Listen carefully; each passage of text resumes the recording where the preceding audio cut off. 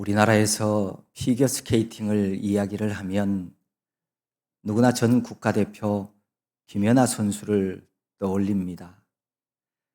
김연아 선수는 2010년 밴쿠버 동계 올림픽에서 금메달을 따면서 완벽한 연기로 전 세계의 극찬을 받으면서 피겨 여왕으로 불리게 되었습니다. 시간이 좀 지났지만 지금도 그때를 회상하면 뭉클한 감동이 밀려오곤 합니다. 피겨스케이팅에 대해서 잘 모르는 사람이라 할지라도 그 푸른 드레스를 입고 음반 위에서 거의 완벽에 가깝게 스케이팅하는 김연아 선수를 보면서 소름이 돋았습니다. 정말 멋진 연기였습니다. 그런데 이 김연아 선수도 예외 없이 그 정상에 서기까지는 결코 그렇게 쉽지는 않았습니다. 그녀는 선수 시절 대내외적으로 열악한 지원을 받으면서 힘든 준비 시간을 가졌다고 합니다. 그리고 수많은 악플과 편파 판정까지 시달리면서 많은 어려움을 겪어야 했습니다. 그럼에도 그녀가 최고의 선수로 성장할 수 있었던 것은 분명한 롤 모델을 가지고 있었기 때문이었습니다. 2010년 아이스쇼를 앞둔 기자회견장에서 기자들이 그에게 질문을 했습니다. 그랬더니 이렇게 대답했습니다. 나만의 롤 모델을 바라보면서 나아간 것이 나에게는 큰 힘이 되었습니다. 라고요. 그녀는 1998년 일본 나가노 올림픽 피겨 스케이팅 경기를 보고 나서 자신은 반드시 미셸 콴과 같은 선수가 되겠다고 굳게 다짐을 했다고 합니다. 미셸 콴은 세계선수권 대회를 5번 우승하고 전미 선수권 대회 9번 우승을 차지한 미국의 최고의 피겨 선수입니다. 김연아 선수는 미셸 콴을 롤 모델로 삼아서 그녀만을 바라보고 최선을 다해 달려왔기에 피겨의 여왕이 될 수 있었습니다. 내가 닮고 싶고 본받고 싶은 롤 모델이 있다는 것은 내 인생이 성장할 가능성을 가지고 있다는 뜻이 됩니다. 사람이 누구를 바라보느냐 하는 것이 그 인생의 방향을 결정하게 되는 겁니다. 하나님도 우리들에게 롤 모델을 제시하시면서 성장하기를 원하십니다. 포로기 이후에 기록된 역대기의 역사는 바벨론 포로에서 돌아온 백성들이 참된 여호와 신앙을 회복할 수 있도록 하나의 분명한 신앙 모델을 제시를 하고 있습니다. 그가 바로 다윗입니다. 다윗은 하나님의 마음에 합한 사람이었습니다. 그는 이스라엘 역사를 통틀어서 현대에 이르기까지 이스라엘 모든 역사, 모든 사람들 가운데서 가장 위대한 인물로 손꼽힙니다. 그래서 역대기 기자는 우리가 다윗의 여호와 신앙을 본받아서 다시 참된 신앙의 민족이 되어지기만 한다면 하나님께서는 우리 민족을 선민으로 삼아서 거기다가 복을 주시고 우리를 사용하여서 위대한 역사를 이루실 것이라고 강조를 하고 있습니다. 그래서 역대기의 모든 말씀의 주인공은 바로 다윗입니다. 오늘 본문은 역대기의 주인공인 이 다윗이 자신이 하나님께로부터 받은 왕으로서의 사명을 다 감당한 후에 마지막으로 하나님께 감사 기도하고 있는 내용입니다. 그런데 이 내용을 잘 살펴보면 참으로 절절한 그의 신앙 고백으로 되어 있습니다. 가장 먼저 다윗은 이 기도를 올려드리면서 우리 조상 이스라엘의 하나님 여호와를 송축하고 있습니다. 다윗은 온 이스라엘 회중들 가운데 서서 그들을 향해서 이렇게 말합니다. 우리 조상 이스라엘의 하나님 여호와여, 주는 영원부터 영원까지 송축을 받으시옵소서. 이 송축이라고 하는 말은 기리고 축하한다는 말입니다. 우리가 자주 사용하는 찬양이라는 말과 비슷한 의미를 가지고 있습니다. 여호와를 송축하는 오늘 다윗의 감사 기도의 내용은 몇 가지로 요약하면 이렇습니다. 첫 번째로 다윗은 모든 영광을 하나님께 돌리면서 그분의 주권을 이렇게 송축합니다. 여호와여, 위대하심과 권능과 영광과 승리와 위엄이 다 주께 속하였사오니 천지에 있는 것이 다 주의 것이로 소이다. 여호와여, 주권도 주께 속하였사오니 주는 높으사 만물의 머리이심이니이다. 다윗은 하나님의 위대하심과 권능과 영광과 승리와 위엄, 이 모든 것이 다 주께 속하였고 천지에 있는 것이 다 주의 것이고 모든 주권이 모두가 다 우리 주님께 속한 것이라고 그렇게 고백합니다. 그런데 이 다윗의 고백은 하나님을 믿는 사람, 하나님을 믿는다고 하는 사람들이 그 사람이 진정한 믿음의 사람인지 아니면 형식적인 신앙을 가진 사람인지를 판가름해 주는 시금석과 같은 그런 말씀입니다. 진정으로 하나님을 세상 만물의 주인으로 믿는 신앙의 사람이라면 이 세상에 있는 모든 물질뿐만 아니라 곧 권능과 영광과 승리와 위엄조차도 그리고 만물의 주권도 하나님께 속하였음을 그는 믿고 고백하며 그렇게 살아갑니다. 하지만 형식적인 신앙, 무늬만 그리스도인인 사람은 결코 그런 고백은 그의 입에서 나오지 않습니다. 형식적 신앙인은 자신이 얻을 어떤 작은 영광이나 승리를 위해서라면 하나님께 돌릴 영광과 예배조차도 무시하고 등을 돌릴 때가 많습니다. 다윗은 살아오는 동안 이스라엘과 자신의 삶 속에 역사하신 하나님의 능력을 경험하였습니다. 그리고 자기 선조들에게 언약하신 것들이 성취되는 것을 모두 다 확실히 자신의 두 눈으로 보았기 때문에 이런 신앙 고백을 할 수 있었습니다. 모든 것이 다 주님께로부터 비롯되었고 모든 것이 주님의 것이라고 하는 이 고백은 하나님이 하나님 되도록 하는 신앙에 있어서 가장 중요한 첫 번째 신앙 고백입니다. 하나님의 주권을 인정하십시오. 예수 그리스도를 주님이라 부르면서도 하나님의 주권을 인정하지 않는다면 그 사람을 어떻게 성도라고 부를 수 있겠습니까? 그리스도인이라고 부를 수 없습니다. 두 번째로 이 다윗은 모든 부와 귀가 하나님께로부터 온 것이라고 고백을 하고 있습니다.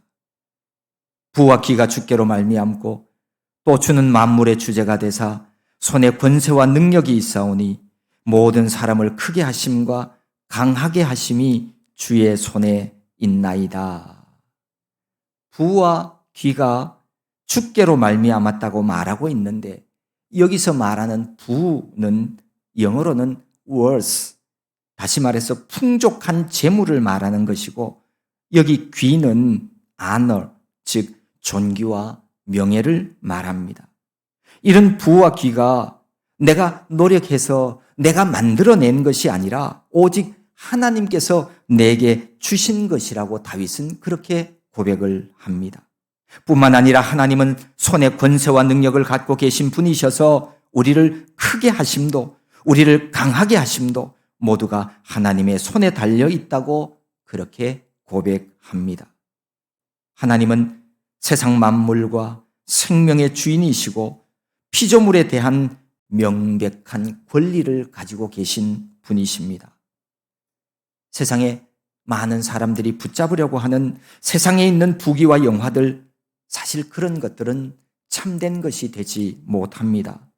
우리를 유혹하고 현혹하지만 시간이 지나면 그런 것들은 다 악취나는 것들로 되어버립니다. 분명히 사람들에게 해악을 끼치게 될 것입니다. 우리 하나님이 주신 부귀만이 우리들에게 참된 것이고 우리들에게 영원한 것입니다. 그의 성도들을 향해서 이토록 은혜 베풀어 주시는 하나님이시기 때문에 다윗은 이어지는 13절에서도 감사하면서 찬양을 하고 있습니다. 우리 하나님이여, 이제 우리가 주께 감사하오며 주의 영화로운 이름을 찬양하나이다. 이 다윗의 감사와 찬양은 어느 특정한 시기에 잠깐의 감정에 따라서 일시적으로 반짝하는 그런 것이 아니었습니다. 그의 삶에서 계속해서 감사하며 찬양하는 것이라는 뜻을 내포하고 있습니다. 이렇게 다윗이 계속적인 감사와 찬양을 나타낸 것은 성전이 건축되어짐으로 인해서 앞으로 하나님께 대한 경배가 계속될 것임을 다윗은 내다보았기 때문이었습니다. 또한 다윗은 천지 만물뿐만 아니라 각 사람의 인생들 가운데 역사하시는 하나님 은총에 대해서도 진실한 모습으로 노래를 하고 있습니다. 14절, 16절에서 자신들이 하나님께 바치는 예물이 내 것을 드리는 것이 아니라 하나님의 것을 다시 돌려드리는 것에 불과하다고 고백을 합니다.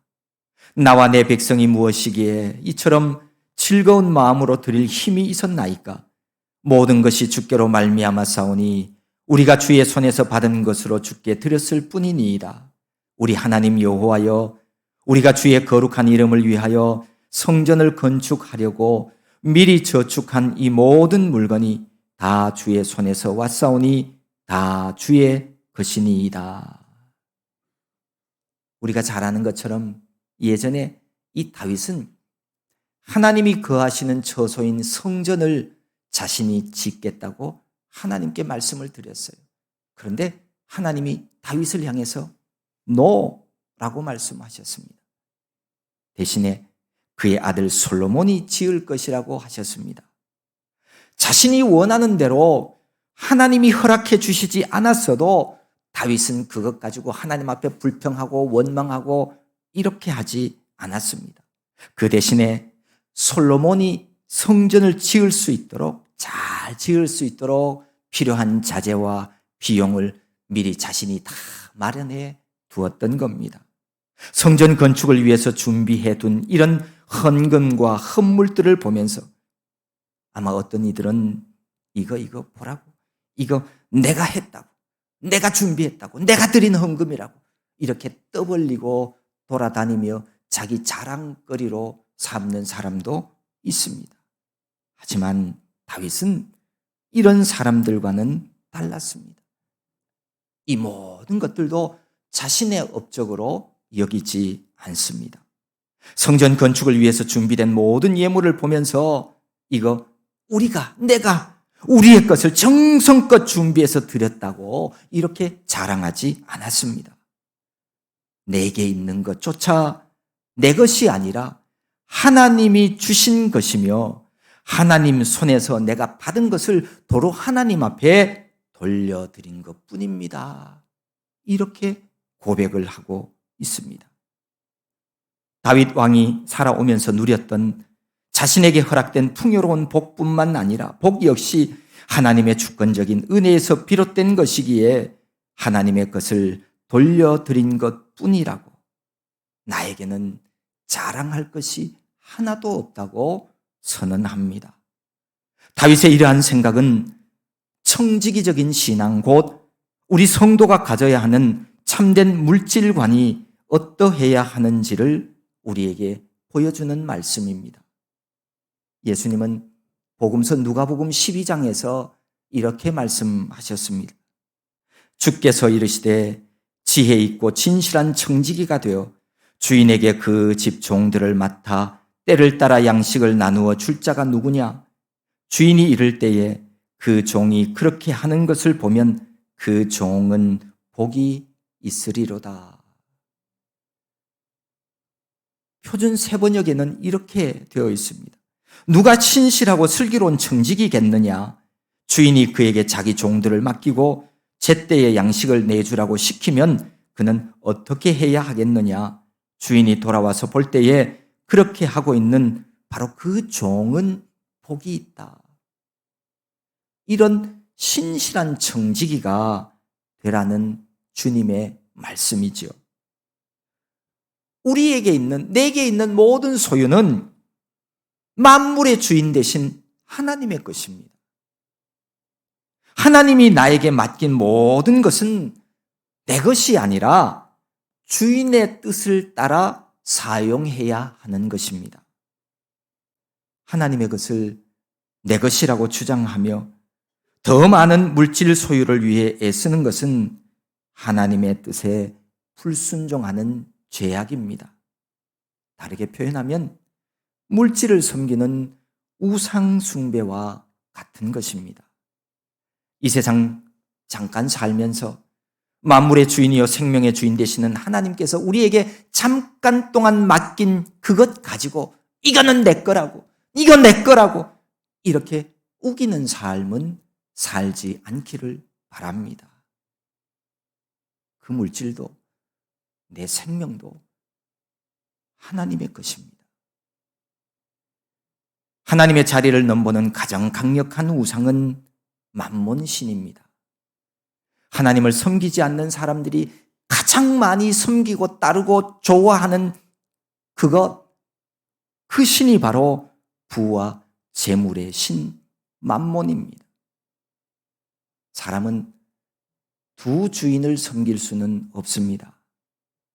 하나님과 재물을 겸하여 섬길 수 없다는 하나님의 말씀처럼, 우리 주님의 말씀처럼 재물신 만몬을 섬기는 사람은 결코 하나님을 참 주인으로 바르게 섬길 수 없습니다. 우리에게 재물이 필요한 이유는 단 한 가지입니다. 하나님이 우리에게 재물을 주신 이유는 단 한 가지입니다. 하나님이 우리에게 주신 계명을 하나로 요약하면 사랑하라라고 하는 거잖아요. 우리 신앙생활도 사랑하는 거예요. 우리에게 재물이 필요한 이유는 돈과 재물을 가지고 우리의 이웃도 사랑하고 하나님도 사랑하라는 거예요. 우리가 사랑하며 살아가기 위해서는 그렇게 많은 재물이 필요하지 않습니다. 하지만 더러운 욕망을 충족하기 위해서는 더 많은 재물과 더 많은 돈이 필요합니다. 사랑하며 살라고 주신 도구를 인생의 목적으로 삼고 살아가는 것은 100번, 1000번, 10,000번 잘못된 선택입니다. 돈, 재물은 우리 모두에게도 필요한 것이고 중요한 것입니다. 하지만 이 재물로는 우리가 그토록 원하는 행복조차도 살 수 없습니다. 돈으로는 단 한 사람의 영혼도 구원할 수 없습니다. 다윗은 17절에서 백성들의 헌금을 보고 평생 소원이었던 예루살렘 성전 건축이 곧 이루어질 것을 확신하면서 하나님 앞에 감사의 기도를 올리고 있습니다. 나의 하나님이여, 주께서 마음을 감찰하시고 정직을 기뻐하시는 줄을 내가 아나이다.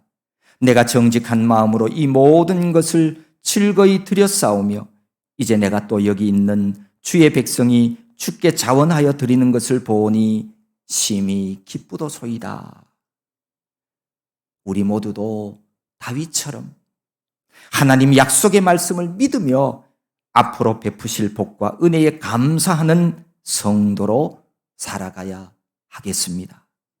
감사하는 마음은 더 큰 감사를 가지고 오도록 하는 마중물과 같습니다. 세 번째로 이 다윗은 자신과 같이 부족하고 미천한 자들이 하나님을 섬길 수 있게 된 사실에 대해서 정말로 감사하고 있습니다. 그리고 끝까지 이러한 마음을 잃지 않고 성전 건축을 완수할 수 있게 해달라고 18절, 19절에서 간구합니다. 우리 조상들 아브라함과 이삭과 이스라엘의 하나님 여호와여, 주께서 이것을 주의 백성의 심중에 영원히 두어 생각하게 하시고 그 마음을 준비하여 주께로 돌아오게 하시오며 또 내 아들 솔로몬에게 정성된 마음을 주사 주의 계명과 권면과 율례를 지켜 이 모든 일을 행하게 하시고 내가 위하여 준비한 것으로 성전을 건축하게 하옵소서. 하나님의 언약을 생각하며 주님의 뜻대로 사는 것이 바로 이 세상에서 복받는 삶이라고 하는 것을 깨닫고서 이스라엘 백성과 사랑하는 아들 솔로몬 모두가 다 이러한 신앙 안에서 살아가기를 다윗은 기원하고 있습니다. 다윗의 감사 기도에서 나타난 것처럼 우리도 다윗처럼 하나님 앞에 합당하고 성숙한 그런 성도로 살아가야 하겠습니다. 하나님의 사람 다윗은 여호와여 주는 영원부터 영원까지 송축을 받으시옵소서. 이렇게 하나님의 이름을 높이며 찬양하고 있습니다. 그의 모든 삶은 오직 하나님의 이름을 찬양하고 높이려는 그 목적에 초점을 맞추고 있습니다. 다윗처럼 전능하신 하나님을 믿는 위대한 신앙을 가진 우리의 삶도 이와 같아야 합니다. 날마다 숨쉬는 순간마다 하나님의 선하심과 인자하심을 경험하며 그분의 영광을 노래해야 합니다. 내가 하나님 사랑으로 지금 살아있고 구원자 예수 그리스도의 십자가의 공로로 죄사함 받아서 천국의 백성이 되었기 때문입니다. 여러분, 내가 구원받은 사람이라면 내 삶은 하나님을 찬양하고 송축하는 그런 인생이 되어야 되는 것이 마땅합니다. 내 신앙생활이 우상을 섬기는 자들처럼 어떻게 하든지 육신의 안위와 잠시 있다가 사라져 있는 그 물질에 대한 욕심 속에서 세상적인 가치관만을 추구하고 있다면 우리는 반드시 돌이키고 바로 잡아야 합니다. 이런 길은, 이런 인생은 영생을 얻는 믿음의 길이 아니기 때문입니다. 요즘 한국 야구가 천만 시대를 말하면서 굉장한 인기를 누리고 있습니다. 야구장을 직접 가본 적은 근래에 없지만 텔레비전을 통해서 중계방송 장면을 보면 정말 놀랍습니다. 야구장을 가득 채운 그 수많은 사람들이 목이 터져라 응원을 합니다. 무더운 폭염이 기승을 부리는 올해 얼마나 더웠습니까? 이런 날씨 속에서도 부채질을 하며 땀을 닦아내면서 자신이 응원하면서 그 경기를 즐기고 있는 거예요. 아마도 한 경기를 구경하려면 최소 서너 시간은 그 더운 자리에 앉아 있어야 될 거예요. 세상의 만물의 주인 되시는 하나님을 섬기면서 그 하나님을 섬김으로 구원 얻기를 원하는 사람들이, 운동 경기를 좋아하는 사람들이 쏟는 열정과 물질과 시간만큼도 투자하지 않고 있다면 이게 정상일까요? 비정상일까요? 과연 경건의 모양만 가지고 행함이 없는 신앙생활을 통해서 구원받을 수 있을까요? 저는 개인적으로 불가능하다고 봅니다. 아니, 이게 개인적인 생각이 아니라 성경이 말씀하고 있어요. 행함이 없는 믿음은 죽은 믿음이라고. 죽은 믿음으로는 구원 얻을 수 없습니다. 천국의 영생 복락을 누리는 삶은 호떡 먹듯이 그렇게 호락호락하지 않습니다. 그래서 예수님은 마태복음 7장에서 이렇게 말씀하셨죠. 좁은 문으로 들어가라.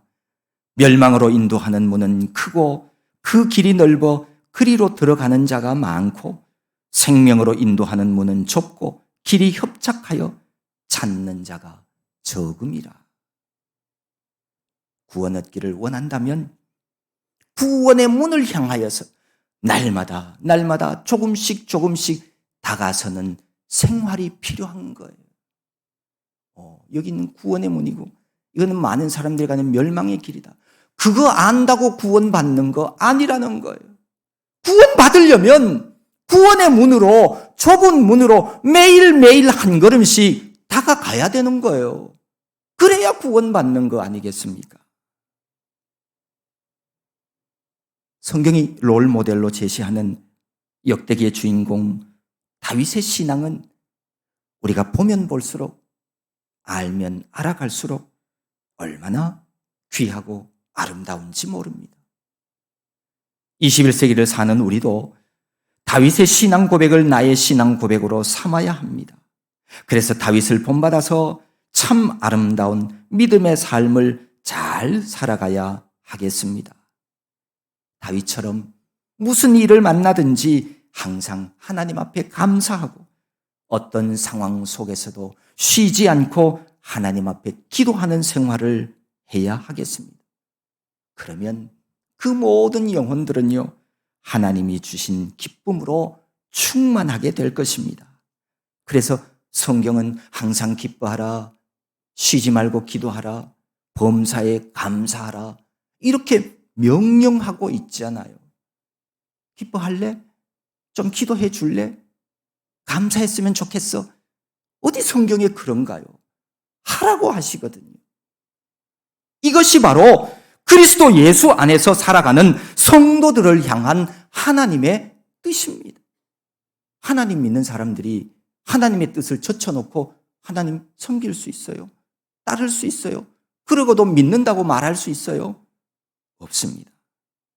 하나님 뜻 안에서 살아가는 삶이 그게 바로 천국의 생활이고, 이렇게 하나님과 동행하는 생활이 다윗처럼 여호와 하나님을 송축하고 높이는 생활이 되는 것입니다. 여러분, 살아가다가 힘에 겨운 일을 만나더라도 낭망하지 마십시오. 악한 자들로 인해서 상처받지 마십시오. 열심히 노력했지만 안 되는 일이 있더라도 그것 때문에 주저앉지 마십시오. 이 세상에는 내가 안 되는 일이 많이 있어요. 그거 인정하십시오. 안 되는 일 때문에 주님을 향해서 원망하지 마세요. 안 되는 일은 안 되는 일대로 그냥 내버려 두세요. 안 되는 일을 억지로 무리하게 편법을 써서 법을 어기며 그렇게 하려고 할 필요는 없습니다. 우리 모두는 예수 그리스도를 나의 주 나의 하나님으로 믿음으로 하나님의 자녀된 우리 모두들입니다. 우리 아버지 하나님이 우리 모두를 다 우리 인생들을 책임져 주십니다. 하나님이 우리의 산성이 되어주시고 피할 바위가 되어주시고 하나님이 우리의 보호자가 되어주십니다. 하나님이 안 되게 하셨을 때에는 거기에는 분명히 무슨 이유가 있는 거예요. 하나님의 뜻을 내가 꺾으려고 그렇게 하는 것은 그것은 올바르지 못한 방법입니다. 그저 우리는 묵묵히 기도의 자리를 찾아서 하나님과 깊이 기도하며 깊이 묵상하며 교제하면서 그분의 선하신 뜻을 알아가야 되는 것, 그것이 하나님의 백성인 우리가 해야 하는 일입니다. 우리의 삶 속에서 언제나 하나님을 찬양하고 하나님을 송축하는 그런 성도들이 되십시오. 그러면 다윗이 믿었던 그 하나님, 다윗을 승리케 했던 그 하나님이 바로 나의 하나님이 되어 주실 것입니다. 그 하나님이 나의 하나님이 되어 주시면 우리의 삶이 진실로 아름다운 올람의 길을 걸어갈 수 있게 될 것입니다. 주 안에서 만사 형통하게 되는 그러한 하나님의 복이 여러분 모두에게도 가득하기를 진실로 소망합니다.